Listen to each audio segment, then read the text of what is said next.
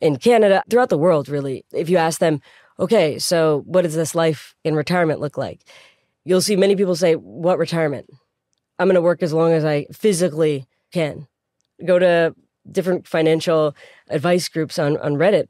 You'll see many people say things like, well, I just can't afford to retire. And so I don't even think about it. I don't even plan for it because, well, it's a luxury. I 100% think that retirement is a rich man's game. Avni Shah is an assistant professor of marketing at the University of Toronto Scarborough with a cross-appointment to the Rotman School of Management. She studies how and why consumers make financial decisions, and she recognizes that saving for retirement can be daunting and a challenge, even when you have the extra cash to put aside. So what does the research tell us about how to improve rates of retirement contributions, and are there lessons you can apply to your own life to kickstart your savings goals? Welcome to the Executive Summary. I'm Megan Haynes, editor of the Rotman Insights Hub.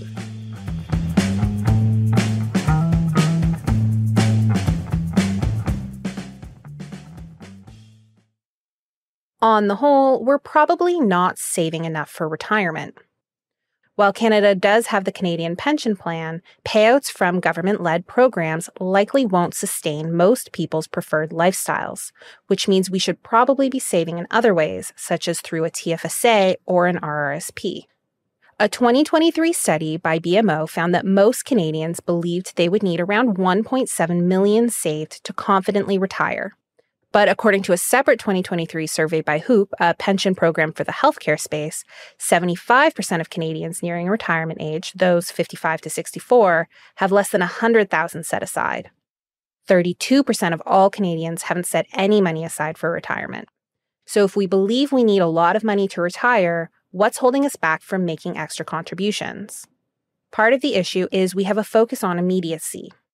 There's that real preference for today. Oh, I have to deal with my needs today.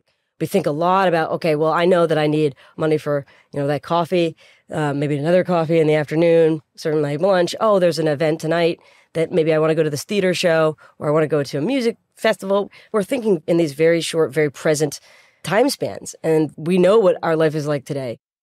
It can also be very difficult to try and empathize with your future self. It's hard to think about the future, particularly when it feels like you're going to be a different person. So I can't even think about my life during the time of retirement because it feels so far away. I feel very disconnected to who that temporal self even is. So if you ask my parents 20, 30 years ago, okay, what is that life that you're going to lead during the time of retirement? I'm not sure they would have been able to even predict what the things that they're doing now, right? It becomes this very abstract, very ambiguous sort of future that is hard to imagine. That poses a real challenge for many folks. And of course, for some people, just wrapping your head around the numbers and the process involved is overwhelming. It's quite cognitively costly. Even just understanding compound interest, that even these small amounts are really beneficial because you have so many years that it can compound and really help you. And so for many people, there's that disconnect of, well, how is that little amount of money going to get me to that big sum? And that just becomes very challenging as a math problem. But there are also more systemic issues with the self-centric narrative around retirement. Much of the messaging from pension funds and banks, particularly in North America and Europe, is around saving for your best life post-work. Save now, unlock your future.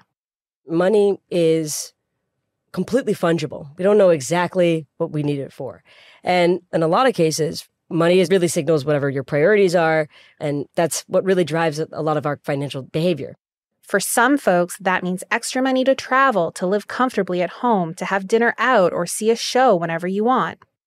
That doesn't resonate with every culture or even every socioeconomic background. Studies have shown that people in lower income brackets or from more Eastern cultures have a more community-focused outlook when it comes to saving. I want to be there and make sure I have enough money to help my niece go to college and have the money for that, or my grandkids. The preference of saying, well, I want to make sure that my family, my close-knit group is really taken care of.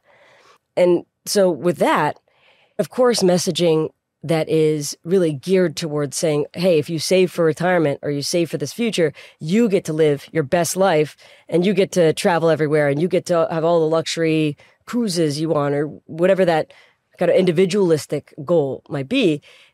that doesn't become as motivating for people that are saying, well, I don't even care so much about that. I'd rather make sure that everyone is taken care of. And so then it becomes easy to trade off and say, hey, I'm willing to sacrifice that own retirement life for the benefit of, well, taking care of everyone I can today.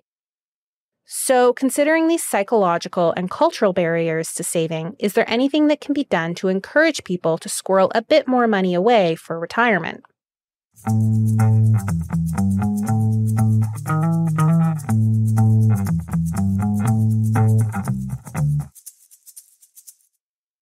Avni partnered with Ideas 42 and the Mexican government to look at different ways to encourage people to put a little extra aside for retirement. First, a little bit of context.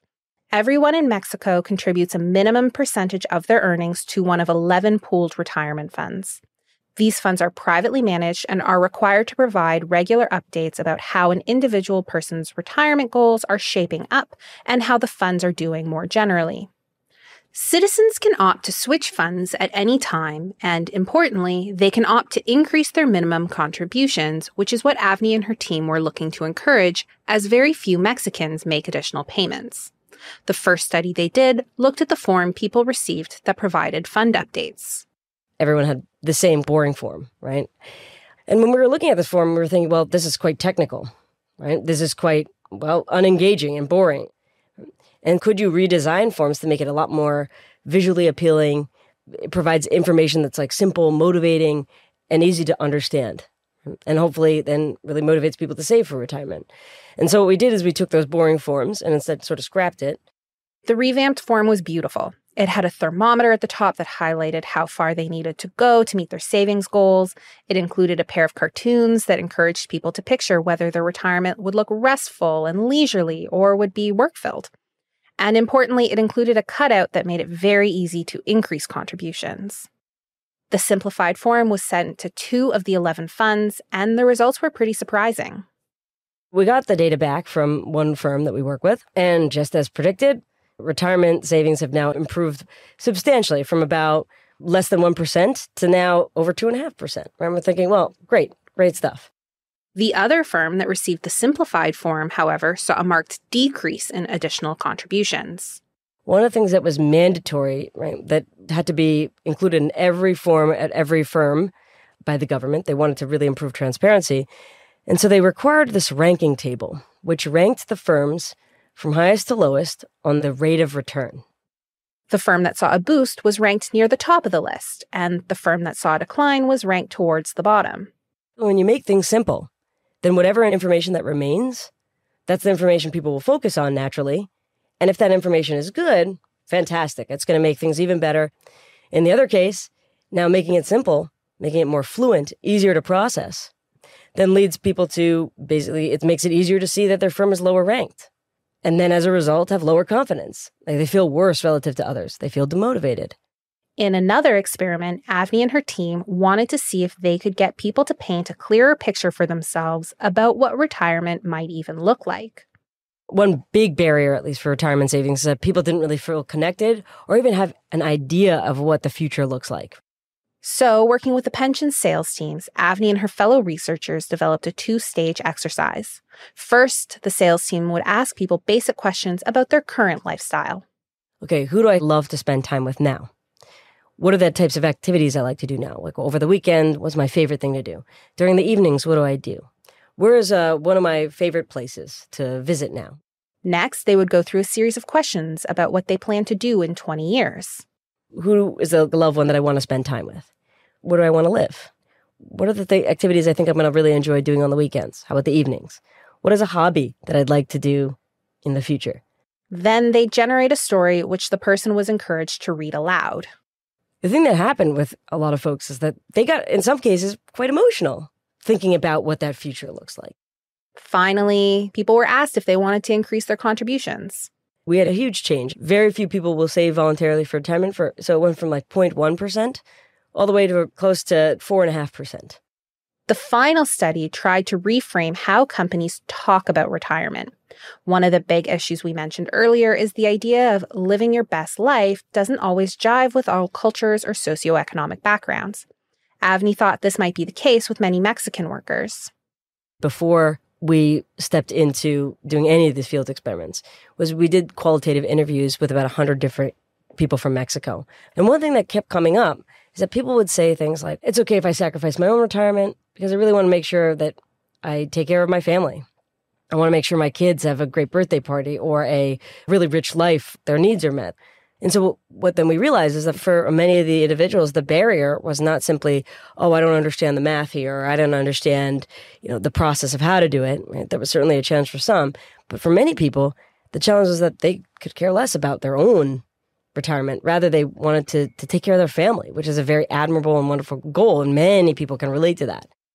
So they tweaked the messaging in a simple text exchange. Instead of asking people to consider saving a bit more to ensure their future, the researchers asked them to save a bit more to ensure their family is taken care of. Again, the nudge was effective, and on the whole, more people opted to make additional contributions. However, Avni adds a few caveats. We saw that there was a different response for those who were 28 and younger. They were actually significantly less likely to make a retirement contribution relative to sending no text message at all. But then for people who are like 29 to about 43, a huge boost in voluntary contributions. And then it was positive, but sort of petered out for those other folks. Considering the timing of when people are at in their lives, that makes sense. In your early 20s, priorities might be around building a career or saving for a home. Once you begin having kids, now you have a family to think of. For this study, the context mattered immensely, which is an important takeaway.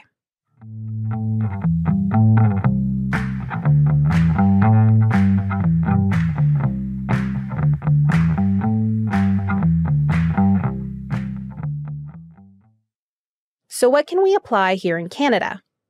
Well, first, it's important to remember that any kind of behavioral nudge isn't going to work for everyone all of the time. One thing that's clear in Avni's research is that one push, say a focus on family, might work well for some people, those with children or elderly parents at home, but it might be less effective for others, say those just out of school or people who aren't even in a relationship. Thinking about solutions in terms of a one-size-fits-all approach is detrimental for everyone, right? Because something on average means it doesn't work for everybody equally. There are some groups that are really going to respond positively, some that respond negatively. And we have to think about that of what are people's actual priorities? What are the things that people really care about? And what's that barrier? Everyone's different, but it doesn't mean you can't scale anything, but really think about, can we tailor things accordingly? Can we make it a little bit more custom? Organizations looking to simplify their message to encourage saving should also remember that simplification can backfire if negative info becomes more prominent. I think we want to make things simple and easy for people to understand. What are the benefits for making that contribution? So you want to make it very simple, easy to understand, but then think about broadly, what is the information that's being highlighted? If there's things that maybe are in a negative light, then you don't want to demotivate them, but then give them alternative solutions of how to fix that situation so that they feel motivated, right? And then they make a change in a way that's going to be beneficial. And for individuals, Avni offers some basic tips, including making extra payments to retirement savings automatic and as seamless as possible, and to remember that every little bit makes a difference. But she also suggests before sitting down with a retirement calculator, consider telling yourself a story about your own future. What do you want it to look like? Who do you want to be there? I think for many of us, it's very hard to envision what life is going to be like in the future. Play that game of what's that life going to look like, right? When I don't have to work, I can go to lunch and I can travel a lot more. But okay, great. But what does that mean in terms of the money that I need and the capital I need to be able to afford that?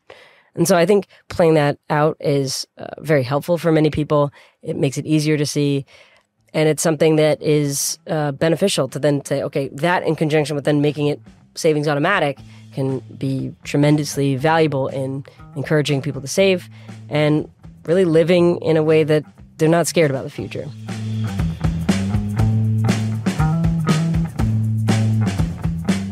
This has been Rotman Executive Summary, a podcast bringing you the latest insights and innovative thinking from Canada's leading business school. Special thanks to Assistant Professor Avni Shah. We'll be back in a few weeks with Associate Professor Maya Jikic to talk about processing emotions in the workplace. This episode was written and produced by Megan Haynes. It was recorded by Dan Mazzata and edited by Avery Moore-Kloss. For more innovative thinking, head over to the Rotman Insights Hub and subscribe to this podcast on Spotify, Apple, or Google Podcasts. Thanks for tuning in.